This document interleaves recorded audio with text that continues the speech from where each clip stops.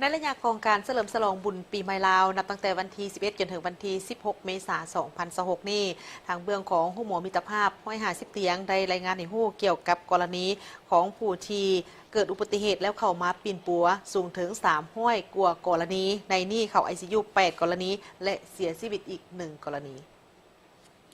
อิงตามการรายงานของทางฮุกหมอมิตรภาพให้หู้ในมือวันที่ 17 เมษายน 2026 นี้ว่าเกี่ยวกับคนเจ็บที่เข้ามาปิ่นปัวอยู่ห้องหมอโดยเฉพาะก็เป็นคนเจ็บที่เกิดอุบัติเหตุในระยะของการเฉลิมฉลองบุญปีใหม่ลาวพศ 2569 แม้นเห็นว่ามีจำนวนที่เพิ่มขึ้นถ้าบาเทียบใส่ปีที่ผ่านมานับตั้งแต่วันที่ 11 จนถึงวันที่ 16 เมษายน 2026 ซึ่งมีคนเจ็บที่เข้ามากวดทั้งหมดแมน 1,000 กว่ากรณีในนี้กระทบรวมมี500 กว่ากรณีคนเจ็บอุบัติเหตุทางถนน300 กว่ากรณีและเป็นหญิงเกือบ100 กรณีเข้ามานอนปีนปัว68 กรณี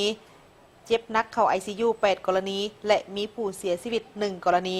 พร้อมเดียวกันนี้ก็กวดพบว่ามีกรณีคนที่ใช้สารเบื่อเมาเข้ามาปีนปัวจำนวน16 กรณีซึ่งเป็นสิ่งที่อันตรายต่อสุขภาพต่อกับสภาพการดังกล่าวนี้ทางแพทย์หมอก็คือบรรดาพยาบาลก็ได้สุมทุกกำลังแหงเพื่อช่วยกอบกู้เอาชีวิตของคนเจ็บและเป็นสิ่งที่ท้าทายในการปฏิบัติหน้าที่ของทีมแพทย์หมอด้วยความเป็นห่วงเป็นใยต่อสุขภาพของประชาชนและก็เป็นสิ่งที่บ่พึงปรารถนาที่จะเกิดขึ้นเคียงคู่กันนั่นในระยะของการเบิกบานมวลซืนเพื่อเฉลิมฉลองบุญปีใหม่ลาวฉะนั้นทุกคนควรมีสติให้หลายขึ้นในการใช้ชีวิตโดยเฉพาะก็แม่นการใช้รถใช้ถนน